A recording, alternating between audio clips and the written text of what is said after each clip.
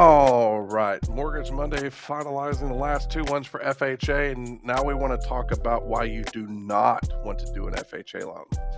Uh, and this is more predominantly because of the limitations of what FHA has. Um, More specifically, what FHA doesn't have an appetite for. So, your credit score borrowers over 700, MI is going to be more expensive with FHA than it is with conventional.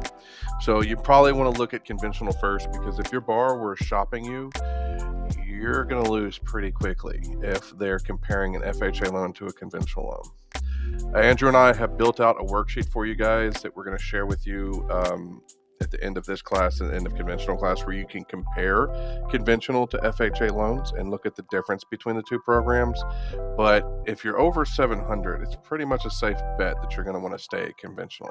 It's not an every time thing, folks. It's not a hard and fast rule, but it is when you want to start flipping that thought process to, okay, this probably should go conventional. Non-approvable condos. This is going to be a FHA stickler. They'll have limited review, single appointment review in some capacities, but the majority of the time, if the condo community is not approved for FHA, you probably need to steer clear and go a different route. Non-QM is a route, conventional is a route, but if your condo has a problem, especially at the HOA level, you're probably not going to get it approved. So let's not worry about that as far as a path to righteousness. Home is distressed and the borrower wants to complete work themselves. In a 203K loan, your borrower is not allowed to do the repairs.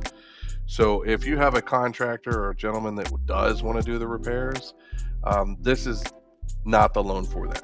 Okay, it's just not going to be something that's allowed. Almost always, you got to have a contractor of some kind or a licensed professional in that capacity that's going to handle the repairs for you.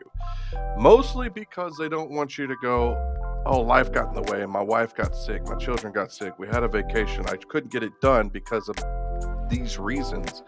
And now they're waiting 6 months, a year later for you to complete a rehab loan, and it's not getting done. True investment homes.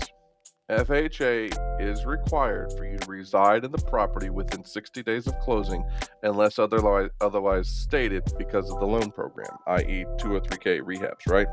So if you can't move into the property, then that's another thing. But in most instances, FHA always wants you to reside in the property within 60 days of closing, and that's a requirement of FHA because they want it to be your primary residence.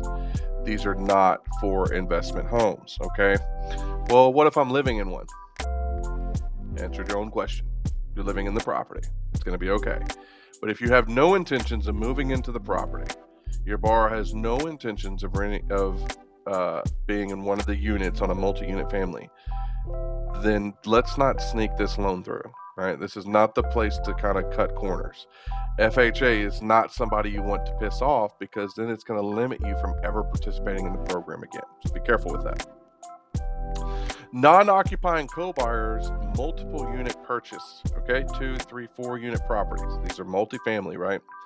When you're using a non-occupying co-borrower for these transactions, it's going to dramatically increase the amount of down payment you need. So if you have a mom, dad, family member, somebody that's helping you buy the investment property, you probably want to look at conventional or non-QM or somewhere else other than FHA, strictly because the amount down is going to be increased to the point where you're going to fall there anyways, with no added benefits. Identity of interest, non-arm's length transactions are a little bit hairy for FHA. They require some nuance. So if you're buying a house from a family member and it's gone through an estate sale and it's gone through this and it's gone through that and it went through the court systems and now we're here and we can try to sell it, and if we only got approval, that's probably going to be a difficult loan for FHA to get completed. And then renting the home you're trying to buy. FHA has a rule that says you have got to be renting the property you're trying to buy for at least 6 months prior to the mortgage application. It's simply to make sure that the landlord's not taking advantage of you, but also, to make sure the identity of interest is completed. and that we're actually, appropriately buying the property. So just kind of take those into consideration. There is a lot of other reasons to not do an FHA loan, and there's a lot of other reasons to do an FHA loan.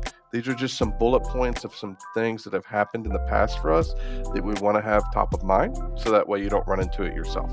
But anyways, thank you for being part of this Mortgage Monday. We're going to do a final follow-up at the end of this video, and hopefully you'll be experts in FHA loan moving forward.